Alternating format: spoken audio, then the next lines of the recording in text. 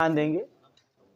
तो देखिएगा हम लोग पहुंच चुके हैं सेट 5 2023 जिसका कोड है ZZ। इसमें हम लोगों ने कल की क्लास में इस सेट में जितने भी ऑब्जेक्टिव टाइप क्वेश्चन थे सभी का हल हम लोगों ने समझ लिया है। आज की क्लास में हम लोग प्रश्न नंबर बेटा पहले के जो खंड है यानी लॉन्ग वाले जो भी हमको दे रखे हैं उनका हल हम लोग समझेंगे एक शानदार तरीके से। प्रश्न आप अपने अनुसार से मैच कर लीजिएगा। ये रहा पहला प्रश्न। देखिए बेटा बहुत ही इंपॉर्टेंट है, कुछ क्वेश्चन बार बार हम लगवाते हैं, ठीक है, तो आप उन्हें क्या करेंगे, आप अपने आप से कर सकते हैं या हम आपको बताते अगर हैं तो आप उसे समझिए। कहता है सिद्ध कीजिए कि √2 एक परिमेय संख्या नहीं है। ये क्वेश्चन हम आपको होमवर्क में देंगे। क्यों? क्योंकि मैंने आपको पढ़ा रखा है और सब बच्चे उस दिन उपस्थित थे, ऐसा कोई बच्चा नहीं था जो उपस्थित ना हो। हम बता देते हैं आपको, मैंने आपको पढ़ाया था √5 एक अपरिमेय संख्या है। तो जिस प्रकार से करवाया नहीं करवाया है, जैसे कि √5 एक अपरिमेय संख्या है तो उसे जिस प्रकार से सॉल्व करवाया गया है वैसे ही आपको क्या करना है, √2 एक अपरिमेय संख्या है या परिमेय संख्या नहीं है वैसे ही सॉल्व करना है। अगर ना कर पाना तो मैंने YouTube पर भी वीडियो बना के रखा हुआ है, आप पहले वहां पे समझिए। अगर फिर भी नहीं आता है तो आप हमको बताइएगा, हम करवा देंगे, ठीक। क्योंकि बार बार क्वेश्चन रिपीट हो रहे हैं और कम से कम इसमें कम से कम 10 मिनट का समय लगेगा, ज्यादा लग जाएगा। तो प्रश्न नंबर 1 का यहाँ पे जो का है वो होमवर्क में है। और हाँ, आप मेरे चैनल के प्लेलिस्ट में जाना और प्लेलिस्ट में जाने के बाद आपको प्लेलिस्ट वाली लाइन में ही देखिएगा, वहां पे आपको एक टाइटल मिलेगा class 10th all set solution Agarwal अंसाड़, उसी में एंट्री करिएगा। बहुत बच्चे जानते भी होंगे। उसी के अंदर जब एंट्री करेंगे तो वहां पे आपको एक वीडियो मिलेगी, व्हाइट कलर का एक थंबनेल लगा होगा सफेद कलर का, उसी वीडियो के अंदर है क्वेश्चन का हल। पूरी काट काट के देखिएगा, आपको समझ में आ जाएगा। चलिए तो प्रश्न नंबर 1 का आपको होमवर्क में देते हैं। अब देखिएगा, हाँ ये बात सत्य है कि जो का दे रखे वो इंपॉर्टेंट है। प्रश्न नंबर 1 का हम लोग खा का हल देखेंगे। देखिए कहता है त्रिभुज PQR में कोण Q 90 अंश है, tan P बराबर 1/√3, फिर कहते हैं sin P cos R और प्लस cos P, और फिर हमसे कहते हैं sin R का मान ज्ञात कीजिए। ये भी शायद लगा लिया होगा क्योंकि ये आपकी किताब का क्वेश्चन। देखिए बेटा देखो, tan P बराबर आपको दे रखे हैं 1/√3।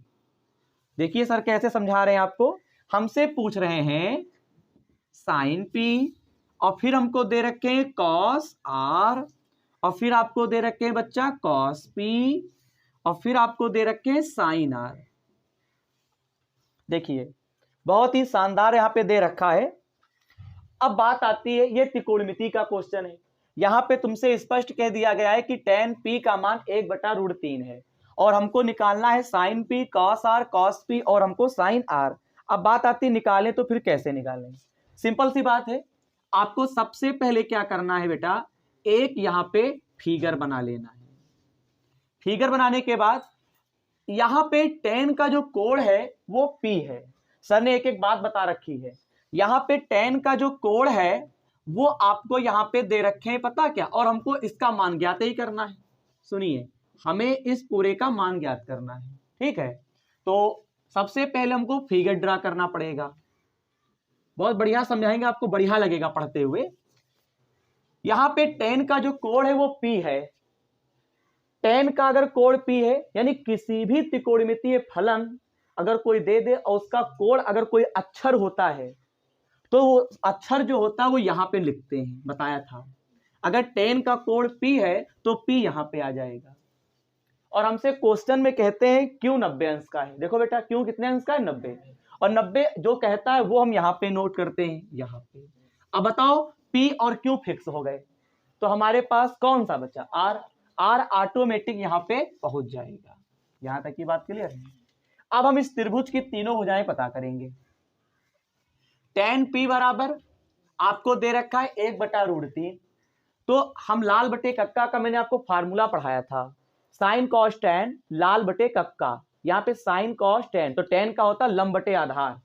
तो मैं आपसे कह सकता हूं इसका सूत्र L फॉर लंब A फॉर आधार, यानी आपका जो लंब होगा वो 1 हो जाएगा। यहाँ पे नोट कर देंगे, और आधार हो जाएगा √3, वो कहाँ नोट कर देंगे, यहाँ पे। अब मुझे ये बताओ सब बच्चे मिलके कि हमको पता क्या करना है, कण। और बेटा कण को पता करने के लिए सर का कहना है पाइथागोरस हम प्रमेय लगा देंगे। और पाइथागोरस प्रमेय जो होता है वो आपका होता है कण स्क्वायर आधार स्क्वायर प्लस लंब स्क्वायर। के हमको पता नहीं है, ए का मतलब होता आधार, तो ए के स्थान पे √3 का स्क्वायर, एल के स्थान पे 1 का स्क्वायर, तो √3 का स्क्वायर। अगर रूट लगा है तो स्क्वायर और रूट दोनों हट जाएगा, 3 + 1, 3 और 1 कितना होता है 4, 4 को हम लिख सकते हैं 2 की घात 2, पावर पावर हटेगा, के का मान कितना आ गया 2, यानी के फार बेटा इसको कण बोलते हैं, इसको आधार बोलते हैं, इसको लंब बोलते हैं। अब देखो ये P यहां पे है, तो हम P के मान इससे निकाल के पुट कर देंगे। बात समझिएगा बेटा, बताइए यहां पे क्या है साइन P। अब बच्चे समझ नहीं पा रहे हैं, यहां पे साइन P है, तो मुझे एक बात बताओ साइन P, तो साइन P के स्थान पर क्या लिखेंगे, साइन का सूत्र होता है लंब बटे कण, तो L मिस लंब और K मिस कण, आप समझते चलिए। और या फिर एक काम हम बता दें, इस फिगर से P वाले जिनके एंगल होंगे उनके मान पता हो जाएंगे। हमको एक फिगर और ड्रा कर लेना चाहिए, और या फिर इसी फिगर से भी काम हम चला सकते हैं। तो चलो इसी फिगर से हम काम चला दें, ज्यादा बेटर रहेगा। और या फिर अगर चाहते हो तो लो दूसरा फिगर बनाएं, चलो दूसरा बना देते हैं। ये हमने दूसरा फिगर ड्रा किया। बेटा बात को समझिए, ये भले ही 2 नंबर में दे रखा है लेकिन हम पूरी बात बताते हैं, हमारे में ये नहीं कि हम पढ़ाते चले जाएं स्पीड में सब हो गया। जब तक एक एक बात नहीं समझोगे पहलुओं को तब तक, क्योंकि इसमें 2 प्रकार के बच्चे बैठे, जिनका बिल्कुल नहीं पढ़ा है, जिनका पढ़ा है उनका रिवीजन हो रहा है, तो हम दोनों को सबको समान मान के चल रहे हैं। हमने फिर यहाँ पे जो कोण क्यों होगा, कोण क्यों तो हमारा फिक्स है, हम इस चित्र से आर के मान पता करेंगे। क्यों, क्योंकि इसमें कास आर है और साइन आर, और जब आर यहाँ पे फिक्स है तो आर यहाँ पे होगा। अब बता पी कहाँ पे होगा, यहाँ पे हो जाएगा। अब हमको इसमें से मान निकाल लेना चाहिए, तो चलिए साइड में मान निकाल लेते हैं। सुनिए बेटा, ये साइन पी है, तो साइन पी बराबर हमारा फार्मूला होता है लंब बटे कण, तो इस चित्र से आएगा कि इस चित्र से, तो लंब कितना है, कण कितना है 2। अब हमको क्या चाहिए कॉस आर, तो कॉस आर का मान किससे निकलेगा, इससे निकलेगा, इससे निकलेगा, इससे निकलेगा। तो हमको इस पे भुजाएं नहीं पता है, तो भुजाएं कर लो। बताओ पी क्यू कितना है √3, इमा पी क्यू कहां पहुंच गया, तो यहाँ पे √3 हो जाएगा। पी क्यू हम कहां कर देंगे, यहाँ पे √3। अब मुझे बताओ यहाँ पे क्या है आर क्यू कितना 1, इसमें कहां लिखेंगे, क्या लिखेंगे, आर क्यू कहां लिख देंगे, यहां लिख देंगे। बोलो आर क्यू कहां लिखेंगे, यहां पे लिख देंगे, लिख देंगे नहीं लिख देंगे। फिर ये क्या है पी आर का मान कितना है 2, कहां लिख देंगे, पी आर का मान यहां पे 2 लिख देंगे। आ गया समझ में, नहीं आ गया। अब हमसे क्या कहते हैं कॉस आर का मान ज्ञात करो, तो कॉस का सूत्र होता है आधार बटे कण, तो आधार कितना है 1 और कण कितना है 2, निकाल लेंगे। अब हमको क्या चाहिए कॉस पी, तो कॉस पी बराबर सूत्र क्या होता है, कहां से निकालोगे, तो क्या कॉस का आधार बटे कण होता है, बताइए 2 नंबर का सवाल है। आधार हो गया √3 और कण कितना हो गया 2। अब हम किसका निकालेंगे साइन आर का, तो लंब बटे कण होता है, लंब कौन है और कण कौन है 2। अब ये मान में पुट कर दो, देखो आसान है। साइन पी के स्थान पे बोलो कास आर का मान, कास पी का, साइन आर का, हो गया 1 एकम 1, 2 दूनी 4, √3 केवल 3, 2 दूनी 4, हर समान है एक बार, 3 और 1 कितना होता है 4, 4 एकम 4, 4 एकम 4, बटे का 1 हम मानते नहीं है, तो हमारा जो आंसर आएगा वो केवल 1 ही आएगा। फटाक से करो,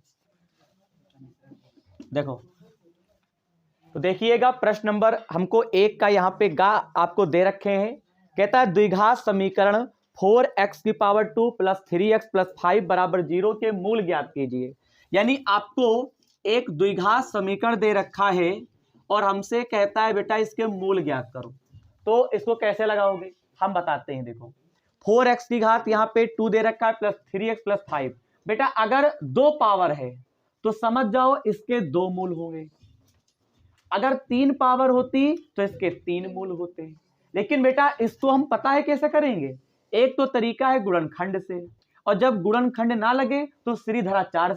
जब भी कोई सवाल आ जाए और तुमको पहाड़ा ना मिलता हो, तुम श्रीधराचार्य से लगा दो, आपका लग जाएगा। कैसे देखो हम बताते हैं। देखो 4 पंचे 20, शुरू वाली संख्या की गुणा लास्ट वाली से कर देते हैं। तो 4 पंचे कितना होता है 20, लास्ट में 20 हम लिखते नहीं, मान लेते हैं कि यहाँ पे 20 हो गया।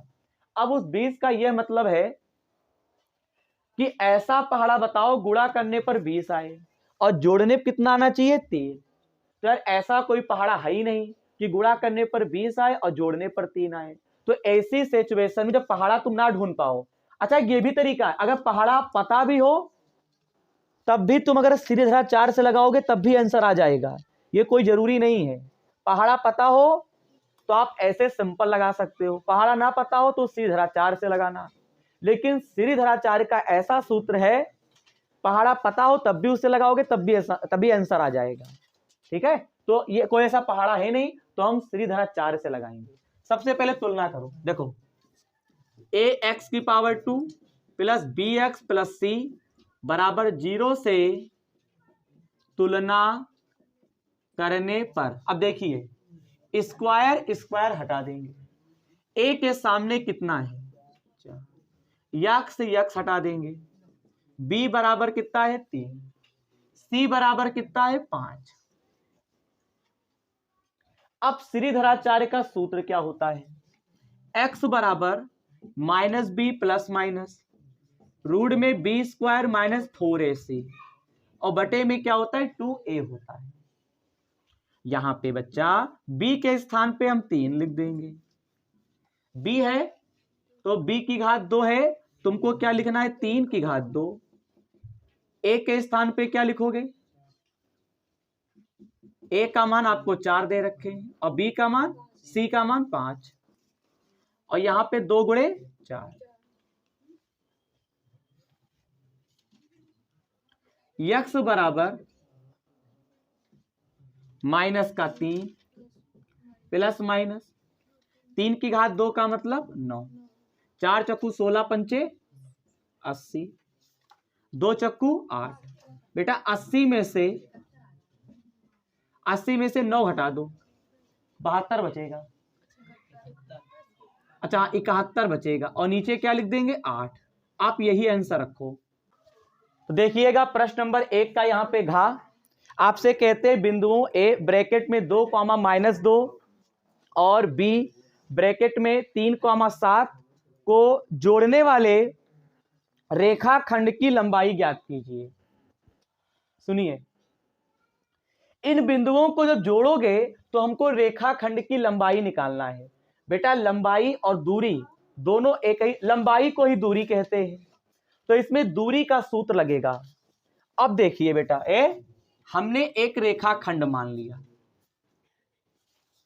देखो ये a है 2 -2, ये b है 3 हमसे कहते हैं लंबाई ज्ञात करो, तो ये हो गया x1 y1 x2 और y2। हम यहां पे लिखेंगे सूत्र, ab बराबर एक फार्मूला होता है x2 - x1 का whole of square y2 - y1 का होल ऑफ स्क्वायर। x2 का मान यहाँ पे 3 दे रखे हैं, x1 का मान यहाँ पे 2, y2 का मान 7 है, y1 का मान बेटा माइनस का 2, तो काहे का हो गया प्लस का 2। अब देखना 3 में से 2 घटाओगे 1, तो 1 की घात 2, 7 और 2 कितने होते हैं 9, 9 की घात 2। बेटा 1 की घात 1 ही रहता है, 9 की घात 2 का मतलब 81, 81 और 1 कितने होते हैं 82। बेटा यही आपका क्या हो जाएगा आंसर हो जाएगा। जरा सब बच्चे रुक जाएंगे, चलो पहले कर लो, अच्छा करो।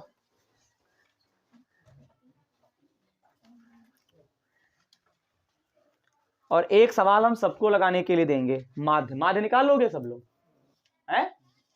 4 टेबल बनती हैं।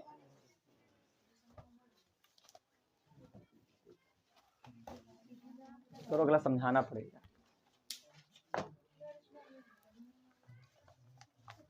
किसमें का है बेटा, कौन सा? तो उसका आंसर नहीं आ रहा है तुम्हारे में? कितना आया है दिखा दो।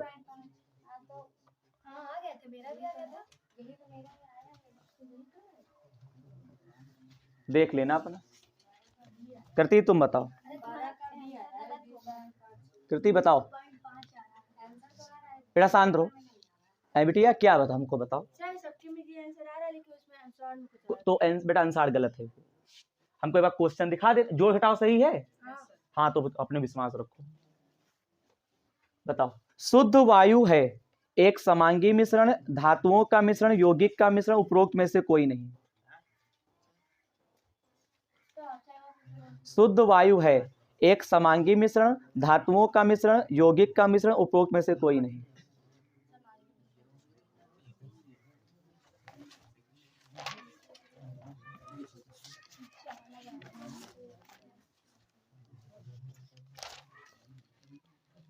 फार्मेलिडाइड का आईपीएससी नाम है। पहला ऑप्शन है फार्मेलिडाइड, दूसरा ऑप्शन है मेथेनल, तीसरा ऑप्शन है एथेनल, चौथा ऑप्शन है एसिटाल्डिहाइड।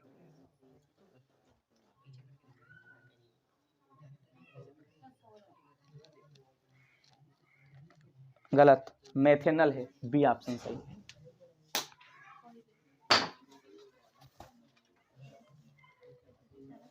एक माइक्रो ओम का मान होता है 10 की घात -9, 10 की घात -6, 10 की घात -3, 1। एक माइक्रो ओम का मान होता है 10 की घात -9, 10 की घात -6, 10 की घात -3, 1 ओम।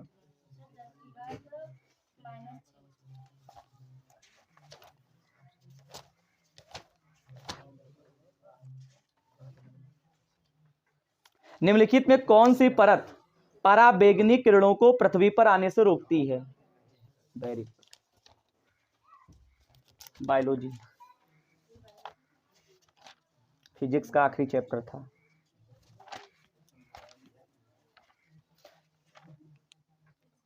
वायु के सापेक्ष माध्यम का अपवर्तनांक अधिकतम होता है जल। तुम्हारी बारी है, तब तक भी सुन रहे, लगवा दें सवाल। बेटा अगला सवाल थोड़ा समझने वाला है।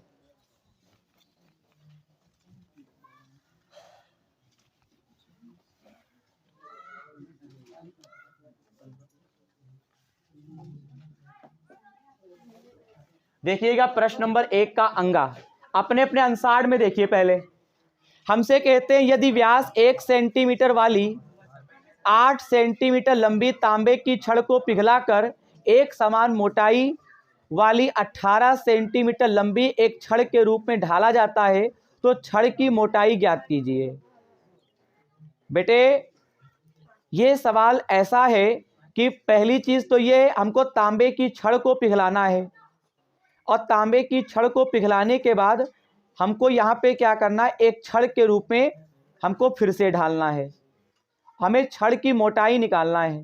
बेटा छड़ की मोटाई का ये मतलब है कि हमको जो दूसरी छड़ बनी है पिघलाने के बाद हमको उसका व्यास ज्ञात करना है।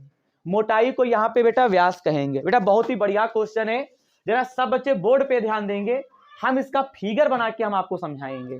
देखिए हमारे पास 2 छड़ें हैं, तो एक काम करते हैं, दोनों छड़ें, एक छड़ को पिघलाएंगे, पुरानी छड़ को पिघलाएंगे और नई छड़ हम बनाएंगे। ठीक है, देखिए फिगर के माध्यम से। बेटा ये हमारे पास एक छड़ है, ये एक छड़ है,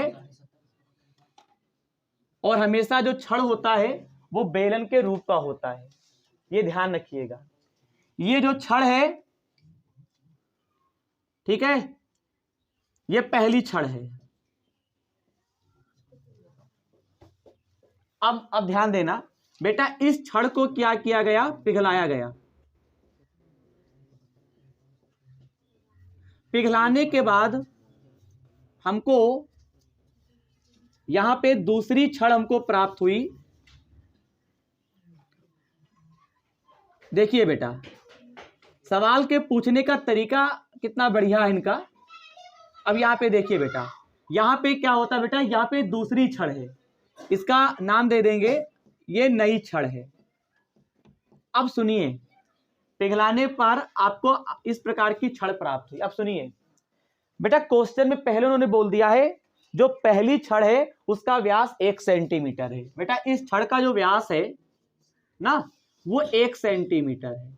अब हमारे सामने बहुत बड़ी समस्या आ गई कि इसका व्यास 1 सेंटीमीटर है और इसकी जो लंबाई है बेटा, लंबाई ऊंचाई एक ही चीज है, ये 8 सेंटीमीटर है। बढ़िया क्वेश्चन है। अब हमसे क्या कहते हैं, पिघलाने के बाद जो दूसरी छड़ है उसकी लंबाई हमको दे रखे हैं ना, उसकी लंबाई हमको दे रखे हैं और हमसे पूछता है कि इसका व्यास क्या होगा।